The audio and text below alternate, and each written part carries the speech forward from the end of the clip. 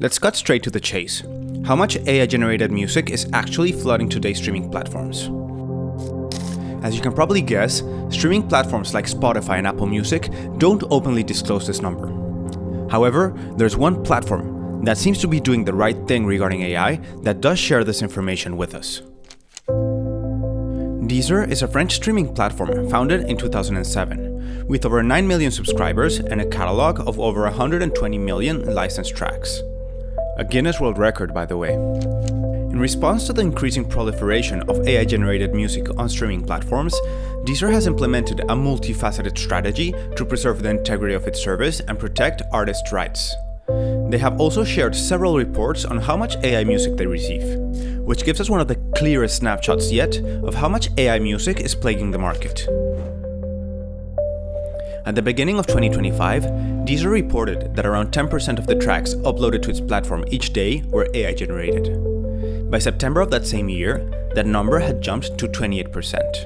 Over 30,000 fully AI-generated tracks are added to its catalog every day. This is a worrying number, but are people actually listening to these AI tracks?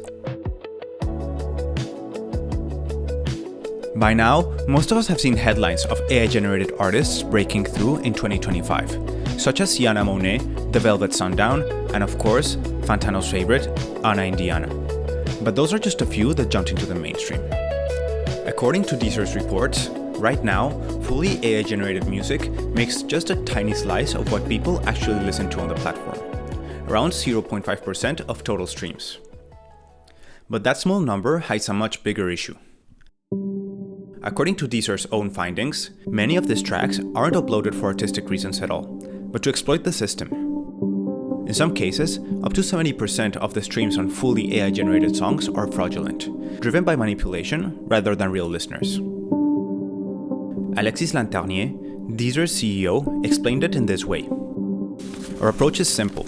We remove fully AI-generated content from algorithmic recommendations and we don't include it in editorial playlists.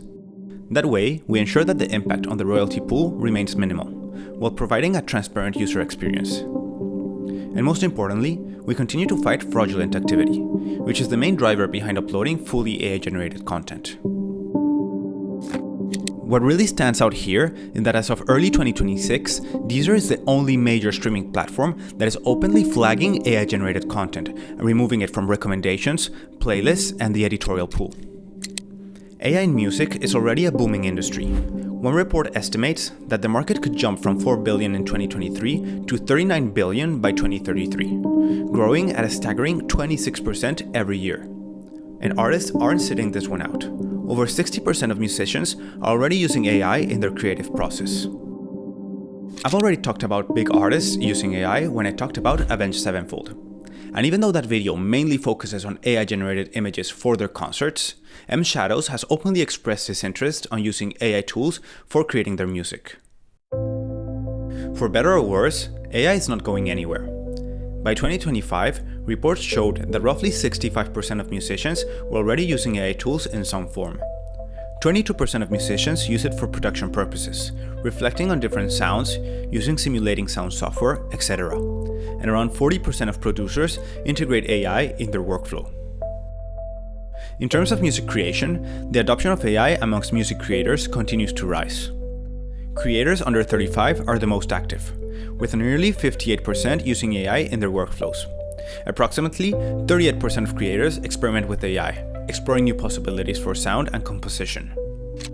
There are two sides to this story.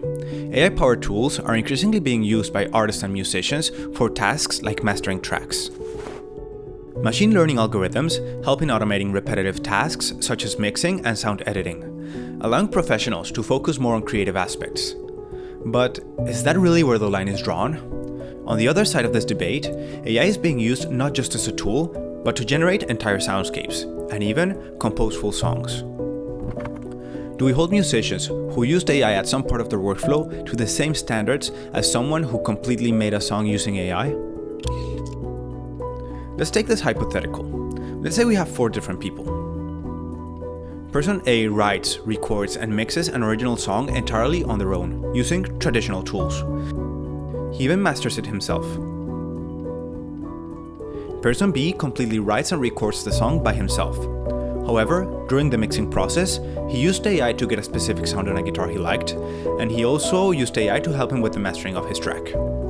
We could imagine this case as the person using his own creativity for the songwriting and recording, by using AI for the mixing and mastering part. Then, person C starts writing his song, but he uses ChatGPT to help him think of some metaphors and uses apps like Suno to help him brainstorm some melodies. Then he takes those AI-assisted ideas as inspiration, but writes the song himself and retains full creative control. Then he records, mixes, and masters everything himself.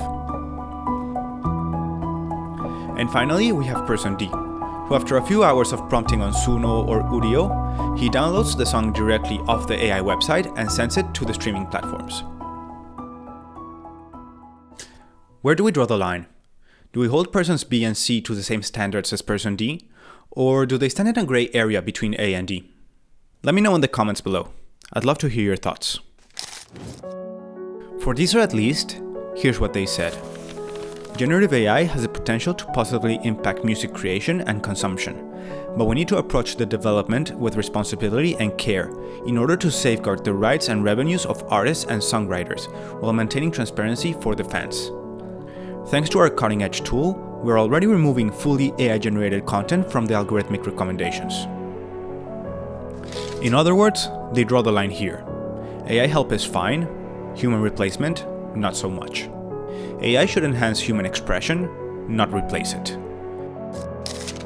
And here is where I'll enter the last topic I want to discuss today.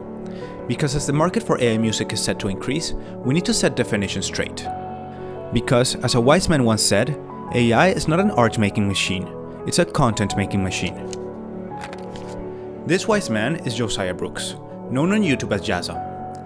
Mainly known for his art channel where he paints, draws, sculpts, and does art challenges, he did a deep dive into the ethics of AI art that I really recommend you watch. And even though he mainly focused on AI art on the visual side, many of his opinions and thoughts are analogous to music. And empower creatives. But generative AI is not an art-making machine. It's a content-making machine. And as we've covered, the kinds of people interested in using a content-making machines aren't typically artists, and what they produce generally can't rightly be called art. So who is this content-making machine for? Who does it benefit, if not artists? Well, surely content creators. Well, to a limited and short-term degree, yes. It cuts the time and capital expenditure that might be spent on artists. But even if you don't care about paying or crediting artists or even the quality of your output, content creators who lean and participate in the proliferation of AI are killing their own future without knowing it, by flooding platforms and fatiguing viewers with slop that, in the end, even their AI content will drown in the noise of. So if generative This is why we need to clearly define where art is coming from and how it was created. And though Google's SynthID and Deezer's GenAI detection tools are a step in the right direction, there's clearly a lot to do. And as I outlined in my previous video, if we do not clearly separate this type of content, platforms like Spotify or playlists like Lo-Fi Girl could start pushing this type of content to have more capital gain. If we get to have a future where AI content is clearly defined, well, it might still be there, human content will be more valuable. Just imagine this. Back in the day, every single product was handmade. But with the arrival of industrialization, many products could be mass-produced, and that gave way to the creation of low-cost, mass-produced knockoffs. But that also gave way more value to handmade things. If we go back to our analogy, we can take for example 4 different companies. Company A, who handcrafts a purse with real leather and high-quality craftsmanship. Company B, which can be a high-end French or Italian luxury company who does use industrial processes but still holds high standards. Then Company C, which would equate to H&M and Zara. And finally Company D, that would equate to Shein or Temu. So if this feels bigger than just AI tools or one controversial artist, it's because it is.